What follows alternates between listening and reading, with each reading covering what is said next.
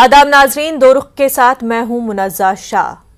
महाराष्ट्र की सियासत में हलचल बहुत तेज है और महाराष्ट्र की सरकार जो है, ऐसा माना जा रहा है कि क्या गिरने जा रही है। क्या अब कुछ ही दिन बचे हैं कि महासरकार महाविकास अघाड़ी गिर जाएगी? क्या इतनी अनस्टेबल हो चुकी है या अभी भी कोई रास्ता बचा है? क्या उद्धव ठाकरे अभी भी अपने नाराज एमएलएज को मना सकते हैं, वापस ला सकते हैं, या फिर जो एकनाथ शिंदे ग्रुप है वो कहीं ना कहीं कामयाब हो जाएंगे अपनी बात मनवाने में और महाविकास अघाड़ी से शिवसेना को अलग कर पाएंगे?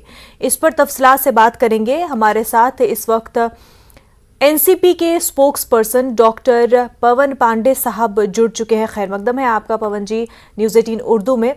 आपसे इस बारे में तफसील से बात करेंगे, लेकिन इससे पहले कि हम मुद्दे पर आए कि क्या वजह रही है कि इस तरह से शिवसेना में इतने हालात खराब हुए। हालांकि एनसीपी की जानिब से ये क्लियर कर दिया गया है कि फुल सपोर्ट शिवसेना के साथ, फुल सपोर्ट उद्धव ठाकरे के साथ, लेकिन जिस तरह से बीजेपी और शिवसेना के बीच इस तरह का मामला चलता ही आया है कि बीजेपी कहीं ना कहीं कोशिश ये लगातार करती आ रही है कि सेना को स्प्लिट किया जाए और या तो वो बीजेपी के साथ मिल जाए या फिर किसी भी तरह महाविकास अघाड़ी हुकूमत गिर जाए। पवन पांडे साहब, जो बयान सामने आया संजय राउत का और उन्होंने कहा कि जो नाराज एमएलए हैं 24 घंटों में अगर वापस आ जाते हैं मुंबई तो सोचा जा सकता है कि क्या महाविकास अघाड़ी से बाहर निकलेगी शिवसेना। उसके बावजूद भी क्यों ऐसा कि एनसीपी ने डिसाइड कर लिया कि कुछ भी हो आखिरी दम तक उद्धव ठाकरे का जो है उद्धव ठाकरे का फुल ऑन सपोर्ट किया जाएगा, शिवसेना का पूरा सपोर्ट किया जाएगा बावजूद इस बयान के?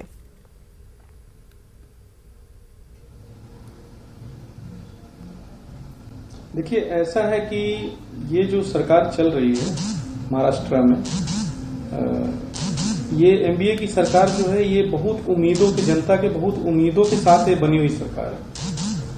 इस सरकार को बनाने, इस सरकार को चलाने में हमारे सभी जो सम्मानित नेता हैं उनका बहुत योगदान है और बहुत ही तालमेल बैठा के सरकार चल रही है। जब से ये सरकार बनी है, आप लोगों ने देखा होगा कि इसको गिराने के लिए, इसको बदनाम करने के लिए तरह तरह की साजिश विपक्ष के द्वारा, भाजपा के द्वारा की जा रही थी। आज भी देखिए ऐसा क्या हो गया कि जो सेना के, जो शिवसेना के जो विधायक हैं उनको अचानक से ऐसा क्या हो गया कि नहीं आपको बाहर आना होगा। तो किसके साथ जाना है, क्या करना है, उद्देश्य क्या है आपका? आपके नेता तो मुख्यमंत्री बने हुए हैं, काम हो रहा है जी, लेकिन जो एकनाथ शिंदे का बयान आया है, आप ये पूछ रहे हैं कि किसके साथ जाना है, तो ये कहीं ना कहीं इशारे तो एकनाथ शिंदे ने साफ कर दिए कि वो बीजेपी के साथ जाना चाहते हैं। पवन जी, नहीं, मैं भी तो वही कह रहा हूं, मैं भी वही कह रहा हूं। इशारा क्या है, ये तो पूरे देश और दुनिया देख रही है। इशारा की क्या बात है? उन लोगों को पहले से ही कन्विंस किया गया है, लगा गया है उनके पीछे, उनको सारा बैकअप दिया जा रहा है। इसमें इशारा वाली कोई बात नहीं, तो स्पष्ट है, खुले किताब के जैसे है और हर कोई देख रहा है और हर कोई समझ रहा है कि आखिर इस पूरे प्रकरण के पीछे कौन लोग हैं, क्या करना चाहते हैं, उनकी मंशा क्या है, ये तो स्पष्ट है। इसमें कोई छुपी हुई बात नहीं। हम लोग दूसरी बात कर रहे हैं। हम लोग ये कहना चाहते हैं कि एकनाथ शिंदे साहब जो तर्क दे रहे हैं, जो बयान दे रहे हैं, आखिर उसका लक्ष्य क्या है?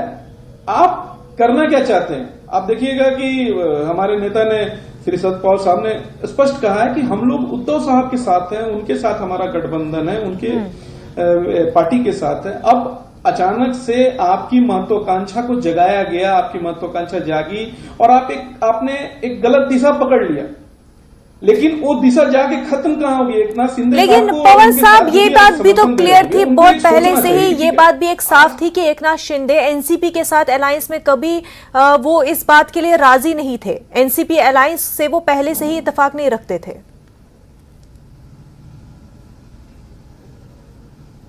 अच्छा, एक बात बताइए कि क्या एकनाथ शिंदे जी के साथ अलायंस हुआ है? एकनाथ शिंदे जी शिवसेना है कि वो शिवसेना के एक वर्कर है, शिवसेना के एक विधायक है, शिवसेना के मंत्री? वो क्या है? वो शिवसेना के एक पार्ट है, वो शिवसेना नहीं। और जो ये एमबीए की जो सरकार चल रही है महाराष्ट्र में, वो कांग्रेस, राष्ट्रवादी और शिवसेना का गठबंधन। तो उनके जो नेतृत्व करता है, जो शीर्ष नेतृत्व है, वो डिसाइड करेंगे ना। हालांकि पवन जी एक नाथ शिंदे इस वक्त ये दावा कर रहे हैं कि ओरिजिनल शिवसेना वो है क्योंकि उनके पास मेजॉरिटी से ज्यादा सेना के एमएलएज है। हमारे साथ BJP spokesperson Neha Shalini ji भी जुड़ चुकी है। खैर मकदम है नेहा जी, आप कुछ कहना चाह रही थी। नेहा जी। मुनाजा जी, मैं अभी एनसीपी के जो नेता हैं पवन पांडे जी, उनकी बात सुन रही थी और मुझे बहुत हैरानी थी कि ये बात कोई आज से नहीं निकल के आ रही। एक नाथ शिंदे जी पिछले 1.5 साल से, इनफैक्ट 2 साल से मैं कहूंगी, अपने ही नेता शिवसेना के जो शिव सैनिक उद्धव ठाकरे जी हैं, बाला साहब ठाकरे जी के सुपुत्र, उनसे मिलने के लिए उनके पास टाइम नहीं था। अच्छे जितने भी पदों पर है एनसीपी के नेताओं को बिठा दिया गया, शिव सैनिकों को साइड लाइन किया गया, उन्हें अपने ही नेता से मिलने का टाइम नहीं था। तो साथ साथ हिंदुत्व वाली बात, जिसे कहते हैं हनुमान चालीसा पढ़ने वालों को जेल करवाना, बहुत सारी ऐसी बातें हैं जो शिव सैनिकों को हजम नहीं हो रही थी कि ये हमारे ही वो नेता हैं जो अपने आप को हिंदुत्व पार्टी। लेकिन नेहा जी ये तो राउत साहब की जानिब से भी और उद्धव ठाकरे की जानिब से भी ये बातें क्लियर की गई कि कोरोना का काल भी रहा है और इस वजह से भी रेस्ट्रिक्शंस थी। ऐसे में शिवसेना की टॉप लीडरशिप खुद ही तो ये नहीं चाहेगी कि हमारे जो एमएलएज है उनको कोई लो प्रोफाइल दिया जाए, पोर्टफोलियो उनका कम हो और एनसीपी और कांग्रेस का ज्यादा हो। तो उनका ये भी कहना है कि ये जो गलत फहमियां ये दूर हो सकती है, ये भड़काया जा रहा है एक तरह से। ये भड़काया ही नहीं जा रहा। आपने लोभ, प्रलोभ, लालच और धमकी देकर आपने जबरदस्ती शिव सैनिकों को रखा हुआ था।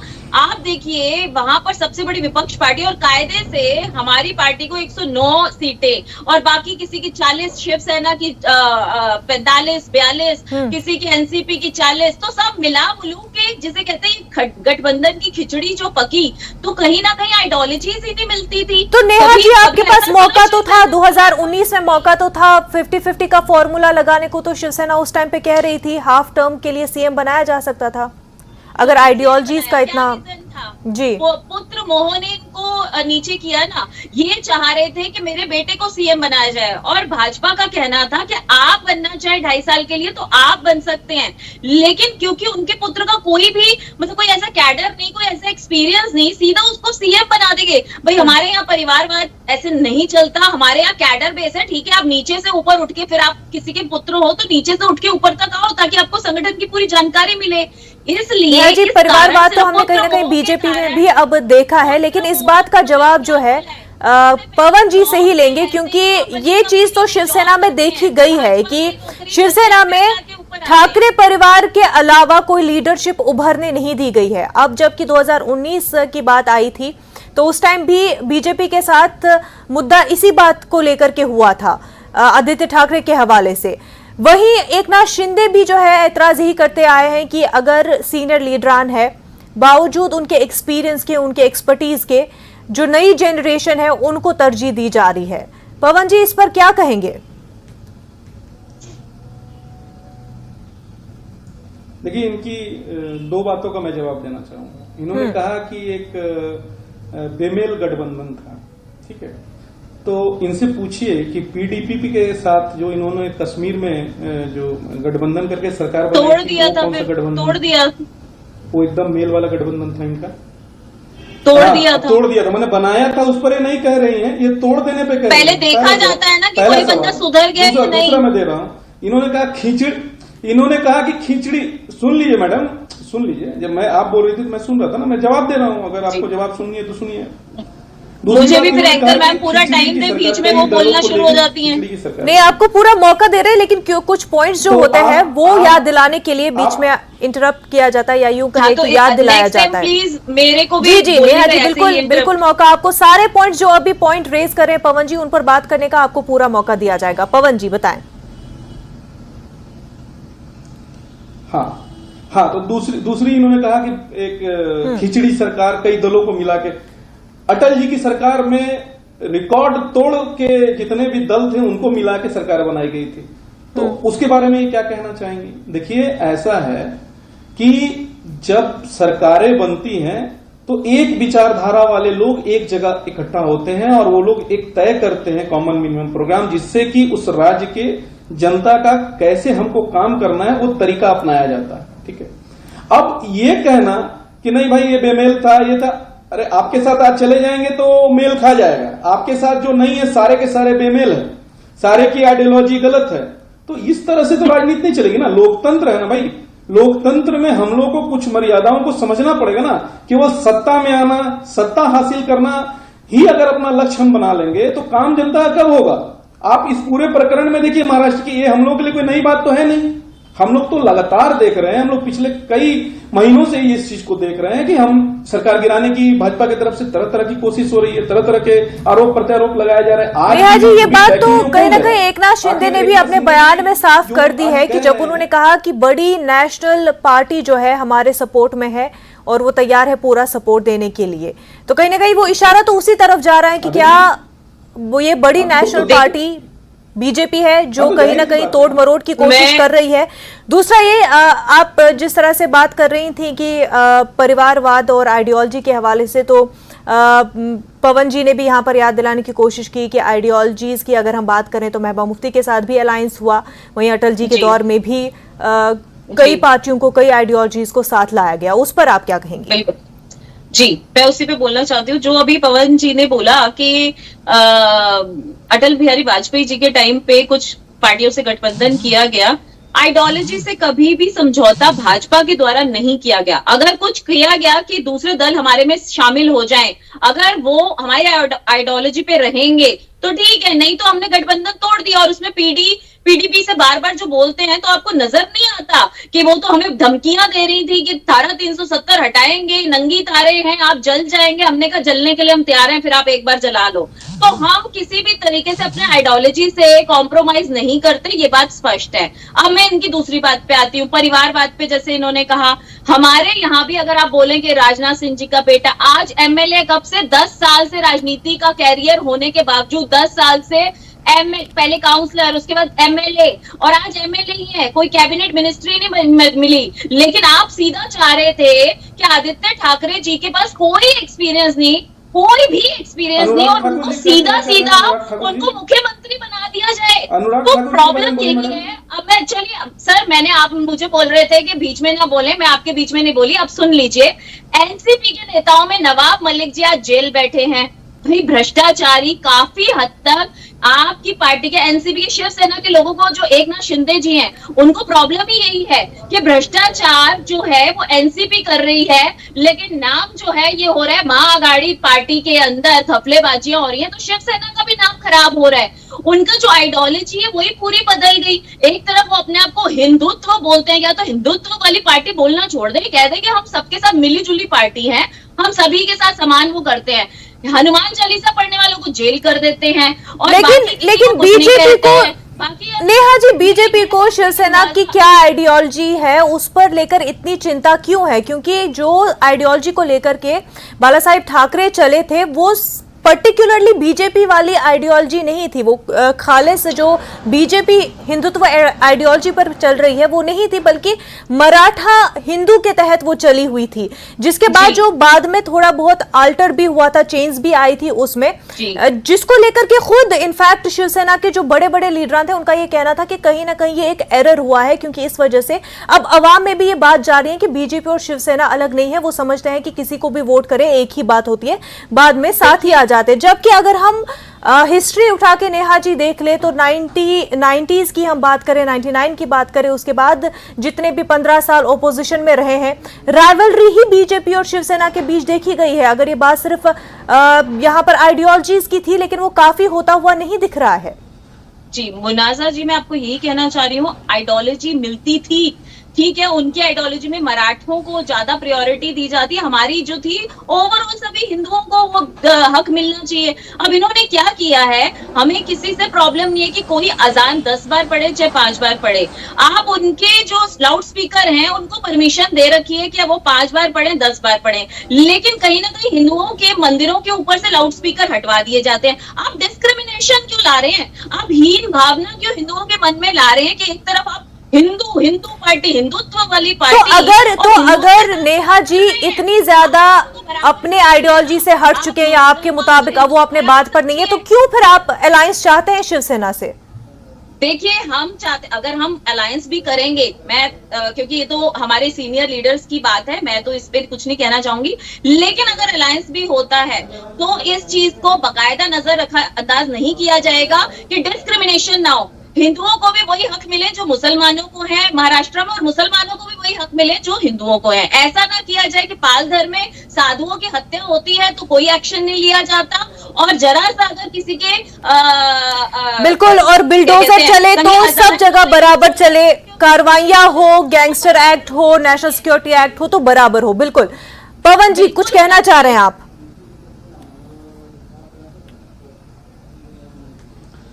पवन जी, आप कुछ कहना चाह रहे हैं? तो ये है कि हम लोग यहाँ पे राजनीतिक मुद्दे को डिस्कस करने, जी सबसे पहले तो हम लोग यहाँ राजनीतिक मुद्दे को ये राजनीतिक बहस करने हम लोग बैठे हैं। जी हेलो जी, पवन जी आपकी आवाज आ रही है, बताएं। शिवसेना क्यों अलग हो रही है आपसे, मैं उसकी बात बता रही हूँ। हाँ, भाजपा के तरफ से बहुत अगर कोई भी व्यक्ति कोई भी प्रवक्ता बैठ जाए तो वो हिंदू मुसलमान कर लेगा। सुनिए मैडम, सुन लीजिए। नहीं, मैं तो कोई भी व्यक्ति जो होगा वो बड़ी खेत के साथ हम कहना चाहते हैं कि वो राजनीतिक मुद्दे पे वो बहस कर ही नहीं सकता है।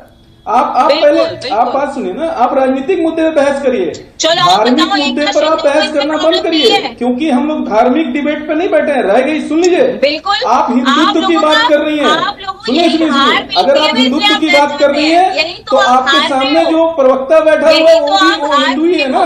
क्या आप डिस्क्रिमिनेट कर रहे हो हिंदुओं को? यही तो आप पहले बात तो समझिए। अभी जो सरकार चल रही है, सरकार में जो लोग भी हैं वो कौन लोग हैं? आपको पूर्ण बहुमत तभी तो नहीं मिला। महाराष्ट्र की जनता ने बहुमत तो आपको भी नहीं मिला है। एनसीपी होती, हमारे को तो आपको भी नहीं मिला है ना। आप सारे तो 40 पूर्ण बहुमत तो आपको भी नहीं मिला, और हम 109 है। नहीं, आप सुनिए ना, पूर्ण बहुमत आपको भी नहीं मिला है, और हम लोगों ने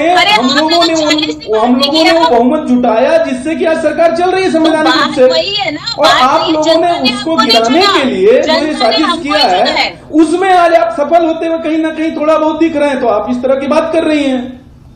मैं बिल्कुल इस तरह की नहीं, मैं बिल्कुल सही बात कर रही हूँ कि जनता क्यों आपसे नाराज है। इसी वजह से पहले जनता ने चुना नहीं था। आज आप बोलते हो कि सही बात कहाँ से आ गई? आपने कहा कि आपको पूर्ण बहुमत नहीं मिला, तो आपको मिला है क्या? आप लोगों को मिला है क्या? पवन जी, लेकिन अब अगर इतनी ज्यादा सेना में फूट आ चुकी है, और कहीं ना कहीं जिस तरह से शिंदे ग्रुप खुद की जो शो स्ट्रेंथ कर रहा है वो अगर सही है, तो क्या आप मानते हैं कि अब जो है ये सरकार गिरने वाली है और बीजेपी और शिवसेना एक होने वाले हैं? देखिए, बीजेपी और शिवसेना एक होने वाले या नहीं होने वाले मुझे नहीं पता, लेकिन अगर ये सरकार पवन जी से, जी नेहा जी आपका भी रिएक्शन इस पर जानेंगे। पवन जी से मेरा ये सवाल था। ये सर, मैं एक सेकंड, आपने मुझसे पूछा तो मेरे से जवाब तो ले लीजिए। ये सरकार जो है वो अपने आंतरिक मामलों की वजह से, अपने आइडियोलॉजी की वजह से गिरेगी, क्योंकि एनसीपी के नेताओं को सारी तवज्जो दी जाती है। मैम, आइडियोलॉजी किसको अफेक्ट यहाँ पर कर रही है वो जानना चाहूंगी मैं आपसे। आप बार बार कह रही हैं कि आइडियोलॉजी की वजह से ये सरकार गिर रही है, लेकिन आइडियोलॉजी किसको अफेक्ट कर रही है? ये अवाम को अफेक्ट कर रही है, ये लोगों को अफेक्ट कर रही है, ये गवर्नमेंट को अफेक्ट कर रही है, या फिर ये सिर्फ बीजेपी को खल रही है? नेहा जी, आप देखिए एनसीपी के नेता, कितने नेता जेलों में हैं और क्यों है? भ्रष्टाचार की वजह, घूसखोरी की वजह से। आप बताइए ना, आप एनसीपी के ही हैं, आपके नवाब मलिक कहाँ पर है सर? प्लीज मेरे को जवाब तो दीजिए कि जेल में क्या कर रहे हैं? कोई ऐसे भजन जेल में जाते हैं क्या? नहीं, आप बताइए ना। दूसरा, आइडियोलॉजी में जो शिवसेना को निगलेक्ट करके सिर्फ एनसीपी के नेताओं को। नेहा जी, एक तरफ आपको शिवसेना से इतनी शिकायतें हैं कि वो अपनी आइडियोलॉजी पर कायम नहीं है, वो जो है हिंदुओं को उनके राइट्स नहीं दे रही है। दूसरी तरफ आपको ये भी परवाह है कि उनको जो है बराबर राइट नहीं मिल रहे हैं, शिवसैनिकों के साथ सही नहीं हो रहा है। पवन जी कुछ कहना चाह रहे हैं इसी बात पर नेहा जी, इसका जवाब हम पवन जी से ही लेते हैं। पवन जी। हाँ, देखिए मैडम, पहले 2-3 बातें इनकी सुन लीजिए जी। ये कह रही है कि भाई हिंदुओं को उनका अधिकार नहीं मिल रहा है, ठीक है, इसकी चिंता इन लोगों को रहती है खाली, बाकी लोगों को चिंता नहीं है। बाकी लोग सरकार नहीं चला रहे, उनको नहीं दिख रहा है। देखिए, यहाँ पे क्या है कि सरकार अपनी प्राथमिकताएं तय करके चलती है। इस बीच में इन लोग लगे रहते हैं कि सरकार को किस तरीके से गिराना है। अब ये इस चीज का जवाब दे दे, क्या ये सरकार सिर्फ इसलिए गिर रही है क्योंकि अजान को होने दिया जा रहा है और मंदिरों में लाउड स्पीकर रोका जा रहा है? ऐसा कुछ है क्या? क्या वो इसलिए सरकार गिर जाएगी क्या? ऐसा कुछ नहीं है। ये मनगढ़ंत चीजों को बीच में लाती है। आप सिर्फ ये बताइए कि महाराष्ट्र का काम हो रहा है कि नहीं, गवर्नेंस ठीक से है कि नहीं, वहां पे विकास हो रहा है कि नहीं, योजनाएं लागू हो रही कि नहीं है, इस पर ये बात नहीं कर रही है। आप ध्यान से देखिए इनको। एकनाथ शिंदे जी क्या कह रहे हैं, उनको बड़ी तकलीफ हो गई है। एकनाथ शिंदे जी को अचानक लग रहा है कि हिंदुत्व के मुद्दे से शिवसेना भटक गई है, तो उसकी तकलीफ भाजपा को हो गई है, भाजपा उनको सपोर्ट कर रही। ये क्या बात हुई? लेकिन पवन जी ये बता दे कि ये एक इशू तो शिवसेना में रहा है कि जब भी कोई लीडर को आगे आना होता है, लेकिन परिवारवाद के चलते उसको आगे नहीं आने दिया जाता है। तो कहीं ना कहीं ये जो एक स्ट्रेटजी अपनाते हुए आए हैं, क्या ये भी बगावत की एक वजह है कि जिन लीडरों को आगे आने ही नहीं दिया, उभरने ही नहीं दिया, अब वो बगावत पर उतर आए? पवन जी देखिए, महत्वाकांक्षा लोगों को बरगलाती है, महत्वाकांक्षा लोगों को ले डूबती है, अति महत्वाकांक्षा लोगों को ले डूबती है। इससे पहले भी जितने लोगों ने बगावत की है मिनिस्ट्री में आने की, उसका क्या हर्ष हुआ है वो देखने वाली चीज है। और मैं इस पे जाना नहीं चाहता। अरे आप बोलने तो दीजिए, आप सुन लीजिए ना, मैं जवाब दे रहा हूँ। बोल ही तो रहे हैं आप, मुझे तो कम मौका मिल रहा है। अब वो उनका व्यक्तिगत मामला है,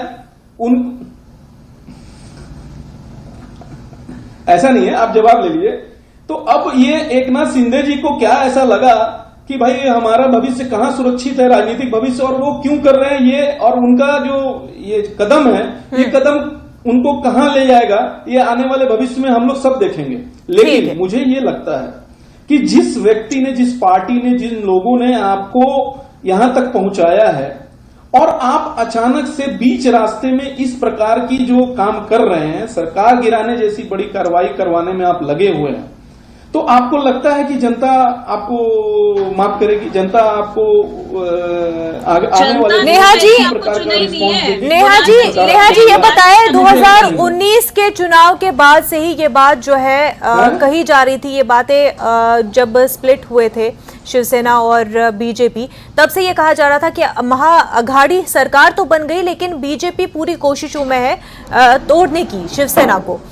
और उसके बाद से ही जो बयान दिए जा रहे हैं, वहीं जो इंडिपेंडेंट एमएलए देवेंद्र भयार भी है, उनका कहना है कि उनको फोन भी आया है बीजेपी के जानिब से, और यहां तक कि एकनाथ शिंदे ग्रुप की जानिब से भी, कि वो शिवसेना छोड़ दे, ये महाअघाड़ी सरकार छोड़ दे। तो इस तरह की कोशिशें आखिर क्यों? देखिए, शिवसेना, मुझे समझ नहीं आ रहा कि शिवसेना शिव सैनिकों के लिए ऐसी है। अगर बीजेपी का कोई नेता होगा, किसी के साथ गठबंधन करेगा, तो बीजेपी के नेता से मिलने के लिए बीजेपी के नेताओं को 1-2 साल लग जाएंगे अपॉइंटमेंट लेने के लिए, और उनको कोई अच्छा मंत्रालय भी नहीं दिया जाएगा, उनको साइडलाइन कर दिया जाएगा। तो भैया ऐसे नहीं चलता। यहाँ पर शिव सैनिकों का इस्तेमाल हुआ है सिर्फ उनकी संख्या दिखाने के लिए। अच्छी सुन लीजिए, अच्छी चीजें सारे एनसीपी के नेताओं को मिली है, और उद्धव ठाकरे जी से मिलने के लिए एकनाथ शिंदे जी जैसे काबिल लोगों को 2-2 साल पहले अपॉइंटमेंट पड़ता है, और इनको अपॉइंटमेंट भी नहीं मिल पाता। और दूसरा, एकनाथ शिंदे जी को आज ये बात करते हैं कि हम मुख्यमंत्री बना देंगे। भैया लालच क्यों दे रहे हो? क्यों अब लालच देने की नौबत आ गई? क्योंकि पता है कि हमने जो किया है वही सामने आ रहा है। जबरदस्ती आप अपनी आइडियोलॉजी दूसरों पे नहीं थोप सकते। ठीक है, एनसीपी की अलग आइडियोलॉजी है, लेकिन शिव सैनिकों की जो आइडियोलॉजी है, उनके ऊपर जबरदस्ती ये नेहा जी, लेकिन हमने देखा शिव सैनिक जो है, शिवसेना के वर्कर जो है, वो सड़कों पर उतर आए और उद्धव ठाकरे के हक में वो लोग बोलते रहे, और वो कह रहे हैं कि हम उद्धव ठाकरे के साथ है। नहीं, वो जो भी है ठीक है, अगर आप उनको शिव सैनिक गिन रहे हैं तो ये भी शिवसेना के चुने हुए, बिल्कुल आप एमएलए का कह रहे हैं, बिल्कुल सही, लेकिन एक पार्टी को स्ट्रेंथन कौन करता है? सारे ही शिव सैनिक करेंगे? देखिए, शिवसेना की जो आइडियोलॉजी है, इन्होंने उसके साथ कॉम्प्रोमाइज किया है, उनके साथ गलत किया है, उनको ढंग की ना सीट मिली है, और अपने ही नेता से मिलने के लिए उन्हें अपॉइंटमेंट लेना पड़ता है। और बहुत सारे पालधर इशू है कि पालधर के साधुओं के साथ क्या हुआ, और ये कहीं ना कहीं बहुत सारी मुख्यमंत्री मैटर बने है। हनुमान शिवसेना से चालीसा पढ़ने और पर इनको कम इन्होंने मिला जो है। जेल करवाई वो भी एक मुख्यमंत्री कारण बने जरूर हैं पड़ा। और इनको तो कम कहीं मिला ना है, बताइए। कहीं जनता इनसे नाराज है और वो सिर्फ इसीलिए नाराज है कि इन लोगों ने मैम बिल्कुल जनता ही नाराज या खत्म एकनाथ कर शिंदे दिया। और उनके साथ दोनों। जो लोग हैं वो देखिए, नाराज? जनता एकनाथ नाराज नहीं है। शिंदे जी भी नाराज हैं। हाँ पवन और जी, बहुत सारे कौन नाराज है? क्या MLA जनता नाराज है इस बात से या जनता फिर तो पहले एकनाथ नाराज शिंदे और कुछ और लोग नाराज है? जनता तो पहले से नाराज थी, वरना पूरा इनको बहुमत नहीं मिलता, वरना ये बीजेपी चालीस बताएं, पवन जी। पे क्यों रह जाते? बीजेपी नाराज है कि वो सत्ता से बाहर है।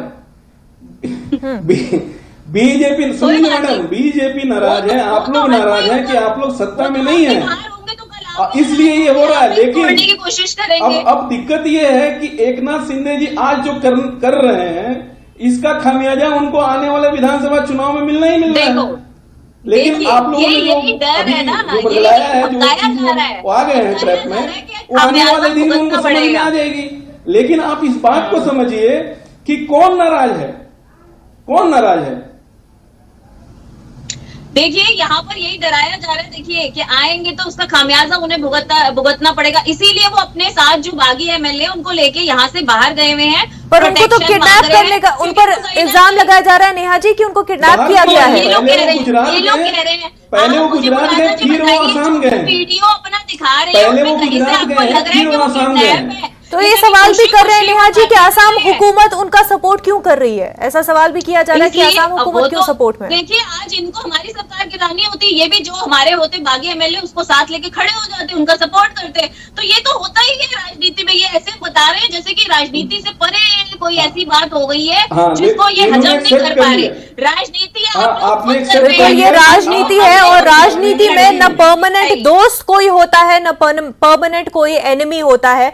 तो ये जो शिवसेना और बीजेपी के बीच का स्वीट एंड यहाँ पर बिटर रिलेशनशिप ये आज का नहीं है, ये बहुत पहले से ही चलता आ रहा है। 1984 से ही हमने देखते हैं कि जहां पर आइडियोलॉजीज भी एक हुए भी हैं, अलायंस भी हुए हैं, लेकिन वहीं टकरार भी देखने को मिलती है, राइवलरीज भी देखने को मिलती है। लेकिन अब जो महासरकार में इस तरह का तूफान आया हुआ है वो थमेगा या नहीं, या फिर महाअघाड़ी को ले डूबेगा, वो आने वाले दिनों में बिल्कुल साफ हो जाएगा। बेहद शुक्रिया नेहा जी आपका हमारे साथ जुड़ने के लिए, साथ ही साथ डॉक्टर पवन साहब आपका भी बेहद शुक्रिया हमारे साथ जुड़ने के लिए।